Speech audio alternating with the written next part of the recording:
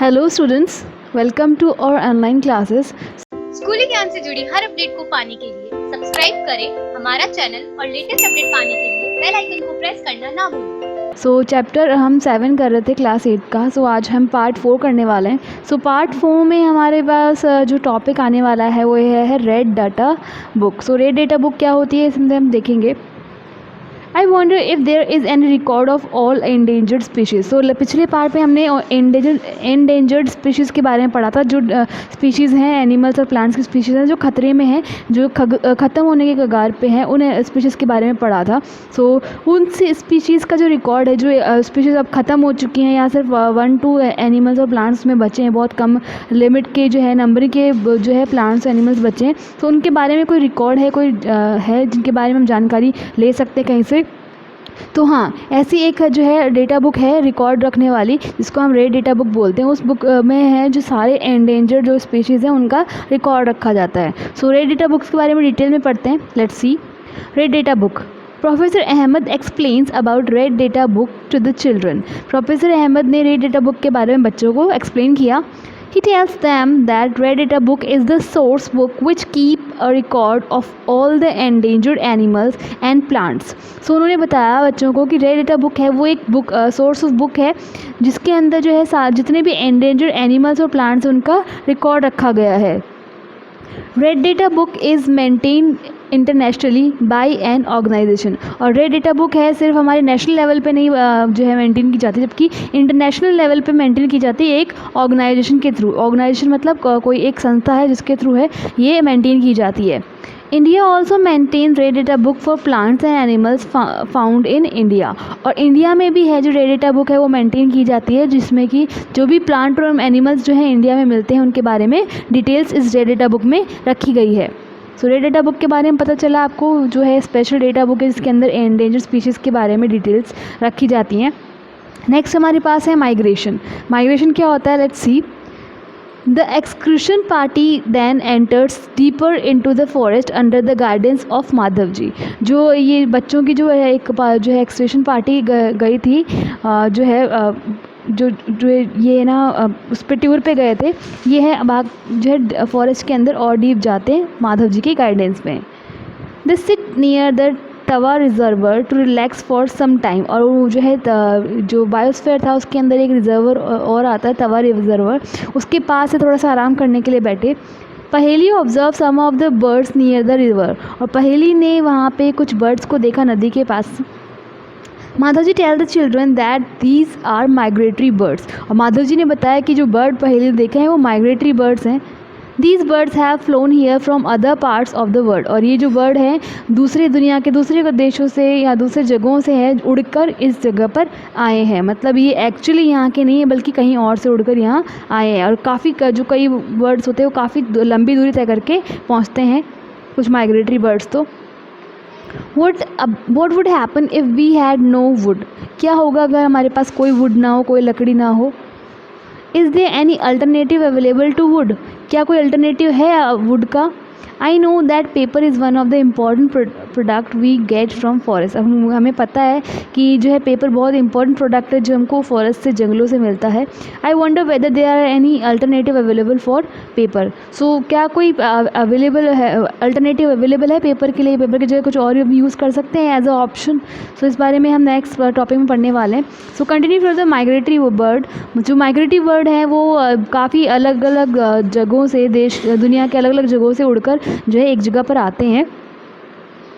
Migratory birds fly to far away areas every year during a particular time because of climate change।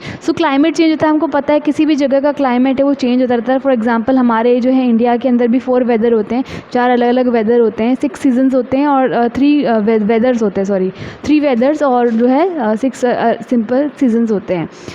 जैसे हमारे यहाँ पे जो है सर्दी होती है, बारिश होती है और गर्मी होती है, वैसे ही बाकी जगहों पे भी क्लाइमेट चेंज होता रहता है। जो है बर्ड हैं वो क्या करते हैं, बहुत दूर दूर से उड़कर है ना दूसरी जगह पर आते हैं किसी पर्टिकुलर टाइम में, साल के किसी एक पर्टिकुलर टाइम में, क्योंकि जो है जगहों पे क्लाइमेट चेंज होता है। They fly to for laying eggs as weather in their natural habitat became very cold and inhospitable. So जो बर्ड हैं वो अंडे देने के लिए, एग्स ले करने के लिए जो है आते हैं। उसके अलावा जो वेदर है, क्योंकि वहाँ का जो, जहाँ वो रहते हैं एक्चुअली, जहाँ उनका नेचुरल हैबिटेट है, वहाँ का जो वेदर है या तो बहुत ठंडा हो चुका होता है या फिर इनहॉस्पिटेबल होता है, मतलब रहने लायक नहीं बचा होता है। फॉर एग्ज़ाम्पल जो हमारे यहाँ आते हैं साइबेरियन क्रेन आते हैं, जो है साइबेरिया में रहते हैं, वहाँ बहुत ठंड हो जाती है, तो सर्दियों के मौसम में वहाँ बहुत ज़्यादा ठंड पड़ने लगती है, तो वहाँ रहना उनके लिए थोड़ा सा हार्ड हो जाता है। और उस हार्डशिप को दूर करने के लिए वो लाखों मील दूर उड़कर हमारे यहाँ पे आते हैं, हमारे कंट्री में आते हैं, क्योंकि हमारे यहाँ पे है इतनी ठंड नहीं होती, और यहाँ आकर वो जो है अंडे देते हैं और जो है यहाँ थोड़े टाइम के लिए रहते हैं। उसके बाद है जब वहाँ जो है ठंड का मौसम ख़त्म होने लगता है, तो यहाँ से वो उड़ना शुरू करते हैं और वापस अपने नेचुरल हैबिटेट में पहुंच जाते हैं। तो ऐसे बर्ड्स को हम क्या बोलते हैं? माइग्रेटरी बर्ड्स बोलते हैं। Birds who cover long distance to reach another land are known as migratory birds as Paheli learned in class 7। तो क्लास 7th में आपने भी पढ़ा था, जो बर्ड्स हैं बहुत लॉन्ग डिस्टेंस कवर करके एक जो है दूसरे जगह पर आते हैं, तो उन बर्ड्स को हम क्या बोलते हैं? माइग्रेटरी बर्ड्स बोलते हैं। एक बहुत लंबी दूरी तय करके एक जगह से दूसरी जगह पर वो आते हैं, तो ऐसे बर्ड्स कौन से हो गए? माइग्रेटरी बर्ड्स हो गए। सो माइग्रेटरी बर्ड्स के बारे में आपने पढ़ा। माइग्रेटरी बर्ड्स हमारे यहाँ केला देवी जो नेशनल पार्क है, वाइल्ड लाइफ सेंचुरी, केला देवी वाइल्ड लाइफ सेंचुरी, वहाँ पे है बहुत सारे जो है बर्ड्स आपको देखने के मिल जाएंगे। बहुत सारे माइग्रेटरी बर्ड्स हैं, वो सर्दियों के मौसम में आते हैं।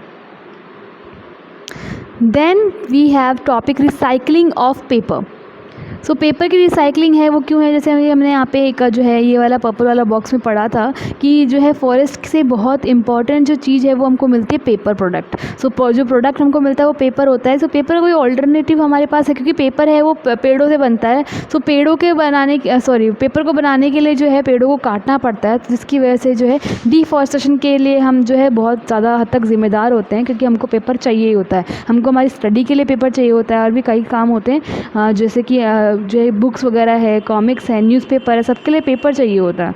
तो वो पेपर है वो कहाँ से आता है? उन वुड से आता है, उन ट्रीज़ को कट करने की वजह से आता है।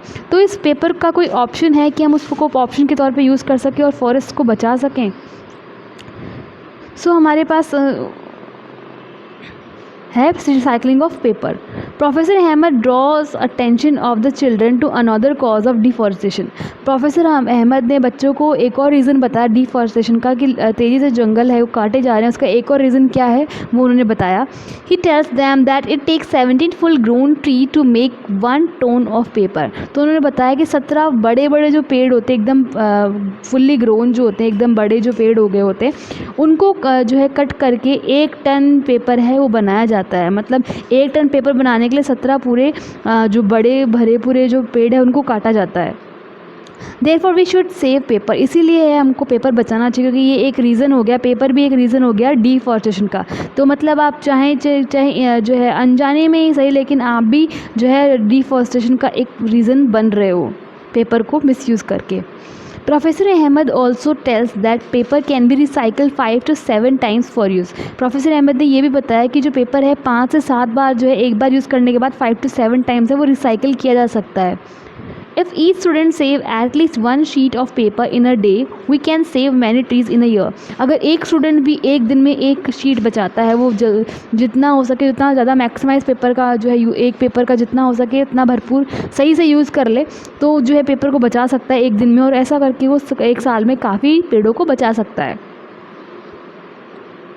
We should save, reuse use paper and recycle it. हमको पेपर को बचाना चाहिए, जितना हो सके उतना यूज़ करना चाहिए, फालतू में फाड़ के नहीं फेंकना चाहिए। उसके अलावा जो पेपर है उसको रीयूज़ करना चाहिए, कि मान लो एक साइड में हमने बना लिया है और एक साइड खाली होगी तो हम उसका भी यूज़ कर लें, और उसके बाद उसको रिसाइकिल कर सकते हैं।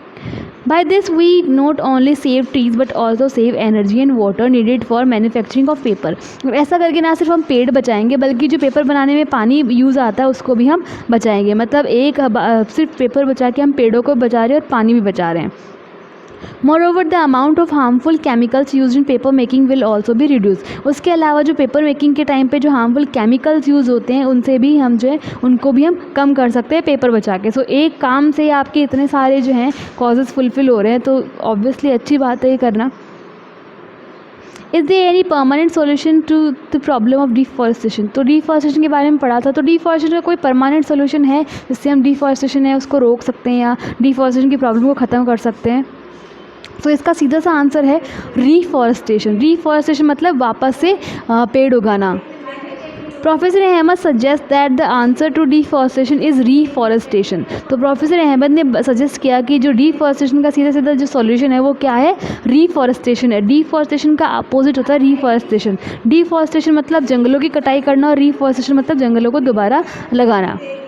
Reforestation is restocking of the destroyed forest by planting new trees।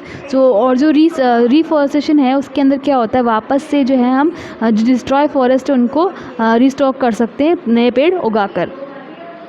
The planted trees should gradually be of the same species which we found in that forest। और जो नए ट्री हम प्लांट कर रहे हैं वो एक्चुअली में जो है उस सेम स्पीशीज़ के होने चाहिए जो उस एरिया में मिलती हैं। जिस फॉरेस्ट में हम पेड़ लगा रहे हैं तो हम ऐसा नहीं है कि जो है पेड़ में उस जंगल में ज़्यादातर नीम के या फिर बरगद के ये पेड़ है, अब वहाँ पे कोई दूसरा है दूसरी स्पीशीज़ का जो है वहाँ पे पेड़ लगाया है तो वहाँ पे वो पनप नहीं पाएगा। जिस species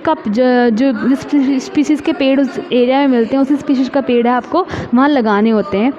we should plant at least as many trees as we cut. और जितने पेड़ हमने काटे उतने तो कम से कम लगाने ही चाहिए। Reforestation can take place naturally also. इसके अलावा अगर ह्यूमन इफेक्ट ना हो, ह्यूमन जो है अपना जो पेड़ ना लगाएं, फिर भी जो है रिफॉरेस्टेशन अपने आप भी हो सकता है, नेचर के अंदर जो है अपने आप भी हो सकता है। If a deforested area is left undisturbed, it re-establish itself। अगर हम जो है किसी भी जो है फॉरेस्ट वाले एरिया को बिना छेड़े अगर अनडिस्टर्ब छोड़ देते हैं, उसमें हम वापस नहीं जाते हैं, उसको हम डिस्टर्ब नहीं करते हैं, तो वापस से जो है खुद ब खुद जो अपने आप जो है वो री-इस्टेब्लिश हो जाता है। हमको कोई एफर्ट नहीं करने पड़ते, वो पेड़ अपने आप उगना शुरू हो जाते हैं। In natural reforestation there is no rule of human beings. Natural reforestation के अंदर जो है ह्यूमन बींग का कोई रोल नहीं होता। नेचुरल रिफॉरेस्टेशन में जंगल है अपने आप खुद ब खुद है वो जो है रिफॉरेस्टेशन कर लेते हैं। We have already caused tremendous damages of our forest. और हम जो है ह्यूमन बीइंग ने आज तक बहुत सारे जो है ख़तरनाक से जो है डैमेज है जो है बहुत सारे डैमेज हैं फॉरेस्ट को पहुंचाए हैं ह्यूमन बीइंग्स ने, जाने अनजाने कैसे भी। If we have to retain our green wealth for future generation, plantation of more trees is only option. अगर हम चाहते हैं कि हमारी जो आने वाली जनरेशन है, आने वाली पीढ़ियां हैं, वो इस ग्रीन वेल्थ का फ़ायदा उठाएं, वो जो है एक हेल्दी एनवायरनमेंट में आएँ, तो उसके लिए है हमारे पास एक ही ऑप्शन है कि हम ज़्यादा से ज़्यादा पेड़ों का प्लांटेशन करें, ज़्यादा से ज़्यादा पेड़ लगाएं। Professor Ahmed told them that in India we have the Forest Conservation Act। Professor Ahmad ने बताया कि इंडिया के अंदर जो है हमारे पास एक फॉरेस्ट कंजर्वेशन एक्ट है, एक कानून है। This act is aimed at preservation and conservation of natural forest and meeting the basic needs of the people living in और near in the forest.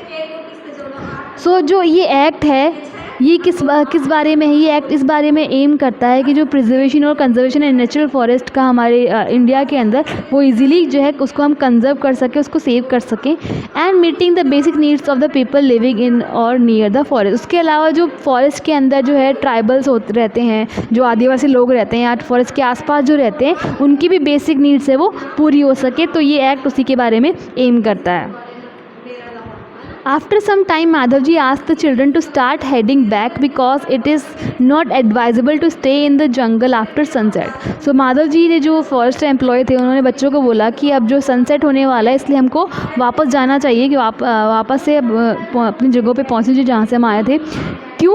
Because it is not advisable to stay in the jungle after sunset. क्योंकि जंगल में है sunset के बाद रहने की advice नहीं दी जाती, जंगल में जो है सनसेट के बाद रुकने के लिए मना किया जाता है। On getting back, Professor Ahmed and the children thanked Madhavji for guiding them through this exciting experience. उसके बाद जब वो वापस पहुँचे तो प्रोफेसर अहमद और बच्चों ने माधव जी थे उनको उनकी गाइडिंग के लिए और इतने अच्छे एक्सपीरियंस के लिए उनको थैंक्स बोला। सनसेट के बाद में जंगल में रहने से इसलिए मना किया जाता है क्योंकि रात के अंदर जो शिकारी जानवर हैं वो शिकार पे निकलते हैं, तो रात को जो है अंधेरा भी हो जाता है, इसलिए जंगल में रहना जो है जानवरों से, जंगली जानवरों से, स्नेक वगैरह से या फिर जो पॉइजनस जो एनिमल्स हैं, इंसेक्ट्स हैं, उनकी वजह से वहाँ रहना ख़तरनाक होता है। इसलिए सनसेट के बाद जो है वहाँ किसी को नहीं रुकने जाता था जंगल के एरिया में। So that's all for this chapter. So ये चैप्टर आपका कंप्लीट हो चुका है और इसके जो क्वेश्चन आंसर है आपको अपनी जो बुक है उसके अंदर से सर्च करके देख लेने हैं। सो ये एक्सरसाइज अगर आप सॉल्व करते हो तो ऑब्वियसली इससे आपको ये फ़ायदा होगा कि आपको पता चल जाएगा आपको चैप्टर कितना समझ में आया और कितना आपको दोबारा देखना पड़ेगा। सो that's all for today. Thank you.